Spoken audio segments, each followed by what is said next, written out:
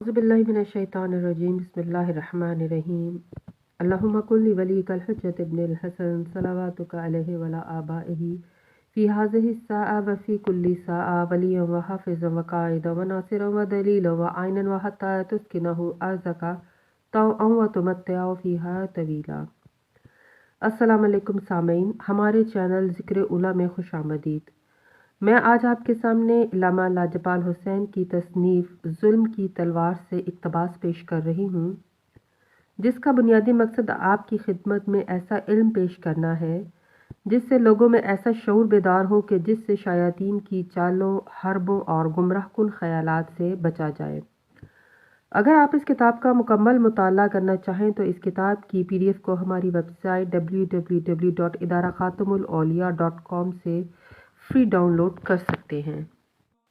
अबू जहल के कहने पर कुरैश वालों ने रसूल खुदा पर क्या जुल्म किया? हज़रत हमज़ा ने इस जुल्म का बदला कैसे लिया? हज़रत मोहम्मद ने जुल्म करने वालों के लिए क्या बद्दुआ की? हज़रत हमज़ा को किसने कत्ल कराया? बवक्त शहादत हज़रत हमज़ा की लाश की किस तरह बेहुरमती की गई? कलीनी ने बसनद हसन इमाम जाफर सादिक अलैहिस्सलाम से रिवायत की है कि एक रोज़ हज़रत नए कपड़े पहने हुए मस्जिदुल हराम में नमाज पढ़ रहे थे।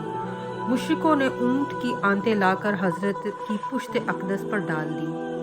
हज़रत के कपड़े गंदे हो गए। आप जनाब अबू तालिब के पास आए और कहा, चचा जान, आपके नज़दीक मेरा हसब क्या है?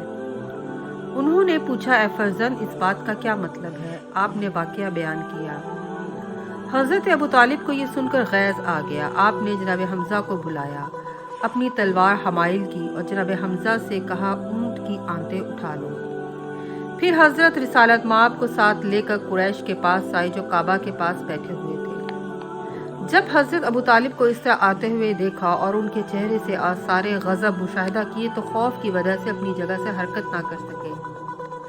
जनाब अबू तालिब ने हमज़ा से कहा, खून, गोबर और आंतों की कसाफतें इनके जिस्मों पर मल दो। जनाब हमज़ा ने खूब अच्छी तरह इनके बदन पर वो कसाफतें मली। फिर जनाब अबू तालिब ने हज़रत से कहा कि तुम्हारा हसब हमारे नज़दीक ऐसा है। इब्न शहर आशोब और रावंदी की रिवायत के मुताबिक ये है कि अबू जहल के कहने से उकबा इब्न अबी मुईत ने ऊंट की आंतें लाकर हज़रत की पुश्त अक़दस पर डाल दी। उस वक़्त आप नमाज में मशगूल थे। हज़रत ने वो आंतें अपनी पुश्त से दूर की और रोकर बारगाह इलाही में अर्ज़ की, पालने वाले, कुरैश का दफा करना, अबू जहल, शिबा और उमैया का दफा करना तेरे ही इख्तियार में है। जनाब अब्बास कहते हैं कि खुदा की कसम, जिन लोगों का नाम हज़रत ने उस रोज़ लेकर दुआ की थी सब रोज़े बदर कत्ल हुए। गर्ज जब उकबा की इस गुस्ताखी की खबर जनाब हमज़ा को मालूम हुई तो वह नहायत गज़बनाक हुए और मस्जिद में आए। अबू जहल को देखा और उसकी कमान छीन कर उसके सर पर मारी और उस मलऊन को उठाकर जमीन पर दे मारा। लोग जमा हो गए और जनाब हमज़ा से इस मलऊन को छुड़ाया और कहने लगे कि शायद ए हमज़ा, आपने भी मोहम्मद का दीन कबूल कर लिया है। आपने फरमाया, हाँ, और गुस्से में कलमा शहादतैन ज़बान पर जारी किया। फिर हज़रत के पास आए। आपने आयात कुरानी की उनके सामने तलावत फरमाई और अपनी सदाकत उन पर जाहिर की तो जनाब हमज़ा ने दोबारा गवाही दी और दीन इस्लाम में मुस्तहकम व मजबूत हो गए। जनाब अबू तालिब शादो मसरूर हुए और जनाब हमज़ा की मद्दाह में चंद अशार नज़म किए। जनाब हमज़ा की शहादत।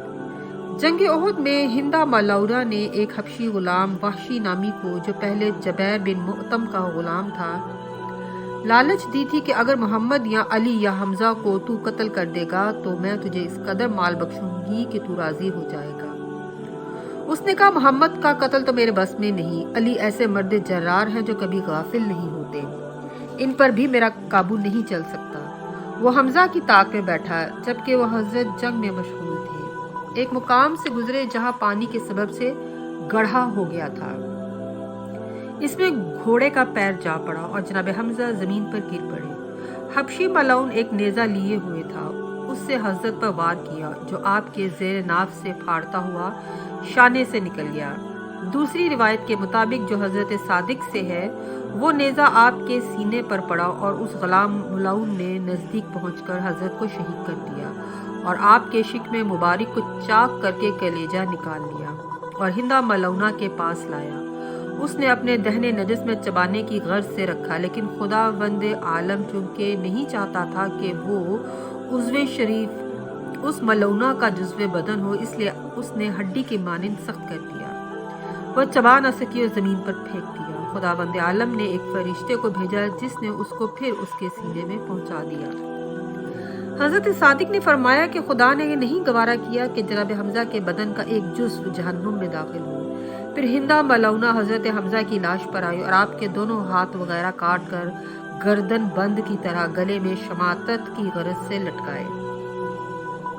جنگ کے بعد حضرت محمد نے فرمایا کہ کوئی ہے جو میرے چچا حمزہ کی خبر لائے۔ حارث سما اٹھے اور کہا میں جانتا ہوں جہاں وہ پڑے ہوئے ہیں۔ پھر ان کے پاس گئے اور ان کی حالت دیکھی اور حضرت سے کہنا گوارا نہ کیا تو حضرت نے امیر المومنین کو بھیجا۔ آپ نے بھی ان کی وحشت اثر کیفیت حضرت سے بیان کرنا پسند نہ کیا۔ آخر حضرت خود جناب حمزہ کی لاش کے پاس آئے اور ان کو دیکھ کر روئے اور فرمایا خدا کی قسم کبھی ایسے مقام پر مجھے کھڑے ہونے کا اتفاق نہیں ہوا جہاں اس سے زیادہ مجھے غم و غصہ لاحق ہوا ہو۔ اگر خدا نے مجھے قریش پر اختیار اور قابو دیا تو ان کے 70 اشخاص کو اسی طرح حمزہ کے عوض قتل کر کے ان کے آزاد جدا کروں گا۔ اس وقت حضرت جبرائیل نازل ہوئے اور یہ آیت لائے، سورہ نحل کی آیت 126۔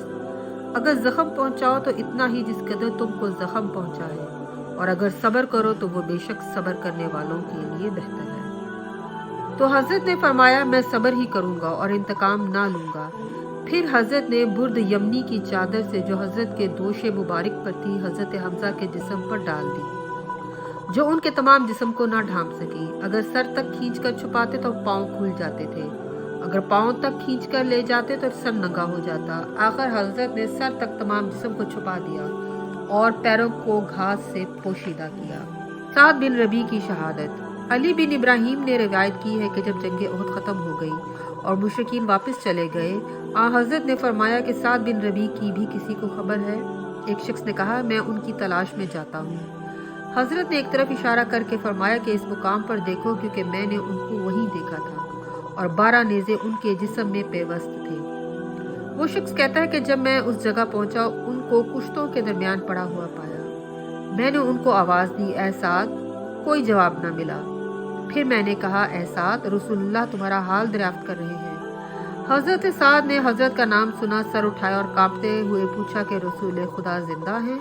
میں نے کہا ہاں واللہ وہ زندہ ہیں اور مجھے اس مقام پر تمہاری تلاش کے لیے بھیجا ہے، اور فرمایا کہ 12 نیزوں کے درمیان میں نے ان کو دیکھا تھا۔ سعد نے کہا حضور نے سچ فرمایا، 12 نیزوں کی انیاں میرے جسم میں چبھی ہوئی ہیں۔ میری قوم کے لوگوں کو یعنی انصار کو میرا سلام کہنا اور کہہ دینا کہ اگر تم میں سے ایک شخص بھی زندہ ہو اور اس کی موجودگی میں حضرت کے پیر میں کانٹا بھی چھپ گیا تو تم سب اللہ کے ہاں جواب دہ ہوگے۔ یہ کہا اور ایک سانس لی اور خون ان کے جسم سے اس طرح جاری ہوا جیسے اونٹ کے جسم سے ذبح کے وقت جاری ہوتا ہے، کیونکہ سانس رہنے کے ساتھ خون بھی جسم میں رکا ہوا تھا اور رحمت الہی سے واصل ہو گئے۔ راوی کہتا ہے کہ میں نے واپس آ کر حضرت سے ان کی گفتگو بیان کی۔ حضرت نے فرمایا خدا سعد پر رحمت کرے کہ زندگی میں بھی انہوں نے میری مدد کی ہے اور مرتے وقت بھی میری حمایت کی وصیت کر گئے۔